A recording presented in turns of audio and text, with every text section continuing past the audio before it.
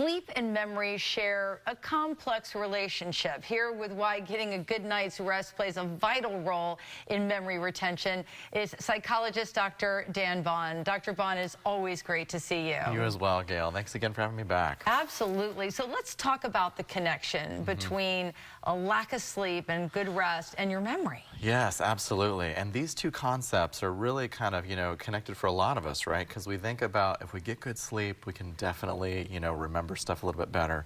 But what I want to make sure that we talk about today is how these things really are a lot more intricately connected than we sometimes think. And that's mainly because when we think about sleep, we're actually talking about a couple different parts of sleep, different stages and brainwave patterns and those things. And then when we're talking about memory, we actually have lots of different types of memory. So like procedural and semantic and all these other things. But I think we should just keep it simple today and just talk about things that help you to remember things better when you're learning them and things that help you to actually recall that information, because that's key too. Yeah, so let's talk about those things, because I think a lot of people, they start to get alarmed because the more stress we're under, the sleep issues that this country has, people are forgetting. Their minds aren't as sharp as they used to be. So I know this is your field of expertise. What do you teach people to do? Great question. And I would say the key thing, especially when we think about memory, is we're going to think about it in two kind of areas. One is, how do you learn something new? And then number two, how do you recall that information that you were learning later? And both of those sets of things that your brain does are vulnerable to sleep, but they're vulnerable to sleep loss in different ways. So if we're going to talk about maybe like learning something new, like maybe you're going to pick up a new hobby, or maybe you're going to work on a pretty intense work project or something for school, that's really when you want a lot of what we call stage 2 sleep with these kind of sleep spindles. And you get a lot of that actually by taking maybe some lower kind of quality quick naps. So before you have a big project, maybe you just take a quick power nap and then start getting a fresh kind of brain at it. And this is mainly because it really clears your hippocampus in a lot of different ways. Now, for the second half of that, like maybe how do we recall information that we've learned? Maybe it's something you've been working on for a couple weeks. If we want to get good recall information with better sleep, we really want what we call a stage 3 or deeper sleep. And you really get that by getting a lot of stage 3 deep sleep consistently over time. So this is why I tell a lot of my clients who are usually more in the college age area that kind of all-nighter or trying to cram study sessions in at the last minute, it actually isn't good for you from a sleep perspective. Because in order to recall information, you want to have a lot of consistent deep sleep. So how much deep sleep should we be getting a night? Good question. So your sleep works in different kind of cycles. You go through N1, 2, 3, and then REM sleep.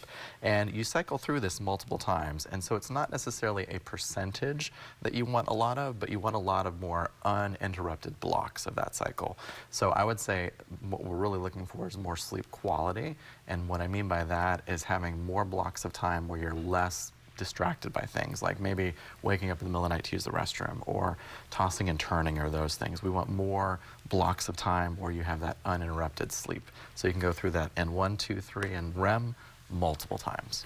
I think it's so interesting what you do, because kind of gone are the days of just simply and only writing a prescription for dealing with sleep issues. Like, you work with your patients to get to the individual root cause of the problem. And sleep is different for all of us. It sure is, yes. I mean, we all have different reasons why we can't catch disease. And I myself, I go through periods where I have insomnia myself, and for some of us, the difficulty could be falling asleep at night. For others of us, it could be waking up in the middle of the night and you're just wide awake and staring at the ceiling. And then for others of us, it can actually be waking up far too early in the morning. So you wake up at like 3 a.m. and you're like, oh, I'm wide awake.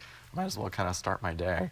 And how you approach each of those types of sleep difficulties matters a lot. So. And it is interesting, because we've had you on the show a few times, and I've started implementing, some of the tricks that you've taught me, because I am the girl that will wake up at 3 and just be like, I should start my day. Sure. Or that's what I was doing before I met you. Yep. But there are different simple strategies that people can take that surprisingly puts you right back into sleep. You got it. And this, I think, is a key thing, really. really what you're learning to do is to get yourself back in a more helpful rhythm with your sleep.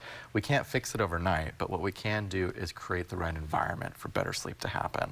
And so I would say one of the most concrete things you can do is try your hardest while you're having some sleep difficulties to put yourself on a regular wake-up time and wake-up routine. And what I mean by that is waking up consistently, even if you've had poor sleep the night before and even on the weekends, and ideally already knowing what you're going to do. So know what your routine is as soon as you wake up, so that you're not waiting in bed laying, gosh, what do I do next? What am I going to do? And get started. So that anchoring your wake-up time is going to go a long way to getting better sleep.